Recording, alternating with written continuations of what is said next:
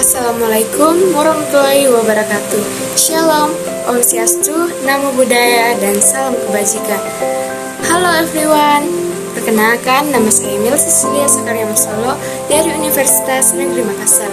Nah, tugas saya ini adalah tugas ujian tengah semester mata kuliah dasar-dasar psikologi sosial. Di sini saya akan mengidentifikasi konsep-konsep sosial pada film Aku Benci dan Cinta. Adapun sinopsis Aku Benci Cinta mengisahkan mengenai cerita cinta antara Anggi, Alvaro, Alex, dan Atala. Nah, Anggia merupakan perempuan tomboy yang mengemban tugas sebagai wakil ketua OSIS dan ketua OSIS adalah Alvaro. Nah, Anggia merasa Alvaro tidak melakukan tanggung jawab yang benar sebagai ketua OSIS, di mana teman-teman yang lain bekerja dengan baik, justru Alvaro lebih sibuk dan berpesona terhadap wanita di sekolah mereka. Hingga suatu ketika Anggi dan Alvaro terjebak di dalam situasi sulit. Anggi dan Alvaro terpaksa bekerja sama untuk mendapatkan nilai. Hari demi hari membuat Anggi begitu dalam mengenal Alvaro lebih dekat. Di balik setiap sikap sinis Alvaro memiliki perhatian yang unik, dan di balik keflamboyan Alvaro tersimpan rasa sepi begitu mendalam. Seiring pertemuan Alvaro dan Anggia yang intens mengakibatkan keduanya lamban, lalu memunculkan benih-benih cinta yang mulai tumbuh. Namun di saat yang sama, Anggia dekat dengan siswa yang lain yaitu Alex, sementara Alvaro sudah memiliki kekasih yaitu Atala. Atala, kekasih Alvaro, terbaring koma di rumah sakit.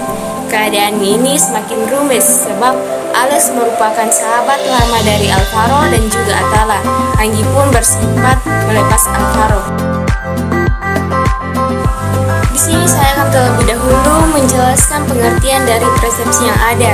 Yang pertama, persepsi diri. Persepsi diri ini merupakan pandangan atau penilaian terhadap diri sendiri yang diperoleh dari hasil belajar dan pengalaman yang memotivasi individu tersebut untuk berinteraksi atau berperilaku dengan sekitarnya dengan harapan dapat bermanfaat bagi lingkungannya. Dan kemudian ada persepsi sosial. Persepsi sosial ini merupakan individu untuk membuat penilaian atau membangun kesan mengenai bermacam hal yang berada di lingkungannya yang dapat meliputi kualitas, sifat, keadaan, dan lain-lain. Yang kemudian ketiga, atribut sosial. Nah, merupakan proses yang kita lakukan untuk memahami penyebab perilaku orang lain. Atribut sosial ini terjadi terutama pada situasi yang tidak biasa dan tidak menyenangkan. Kemudian ada sikap sosial. Jadi sikap sosial ini adalah proses individu melatih kepekaan terhadap rangsangan, terutama terhadap tuntutan pokok. Nah, kemudian ada hubungan interpersonal.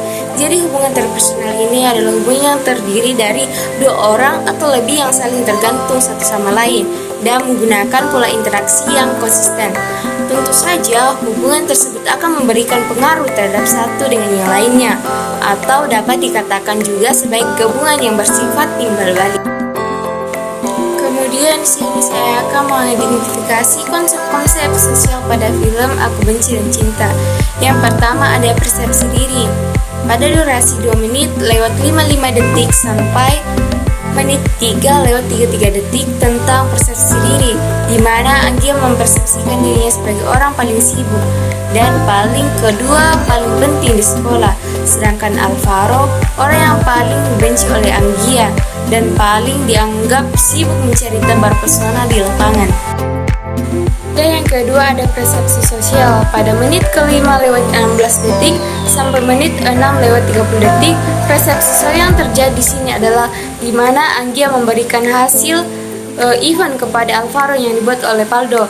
Nah, Alvaro pun berkata kepada Anggia, bukankah Paldo yang memberikan secara langsung? Dan Anggia pun berkata Paldo tidak bisa memberikan secara langsung karena Alvaro sedang sakit dan menitipkannya kepada Anggia. Nah, yang ketiga ada atribut sosial. Nah, pada menit yang ke-11 lewat 3 detik sampai menit 15 lewat 30 detik, atribut sosial yang terjadi sini di mana Alvaro sedang rapat untuk agenda OSIS selanjutnya. Nah, mereka membahas mengenai proyek yang akan dilaksanakan.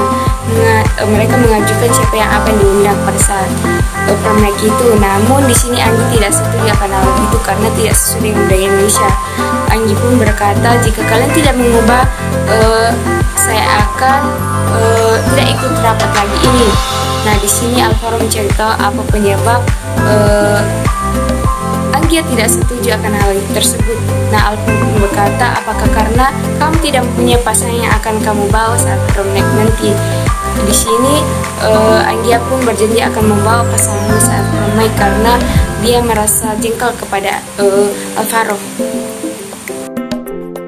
Kemudian yang keempat ada sikap sosial. Pada menit 26:55 sampai menit 26:51, sikap sosial yang terjadi di sini adalah Anggi yang dimana sedang berolahraga di lapangan bersama teman-temannya.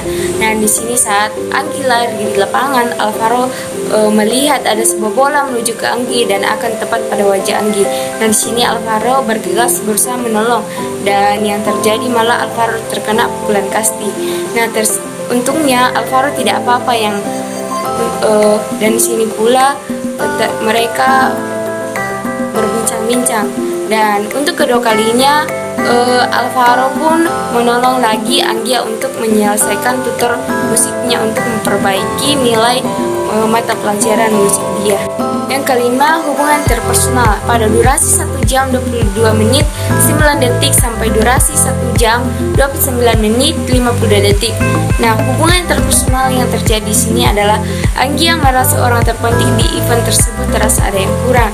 Di malam itu Anggi merasakan sepi di tengah keramaian, dan saat itulah Alvaro muncul dan menyanyi di panggung, dan itu lagu yang dipersembahkan Alvaro untuk Anggi.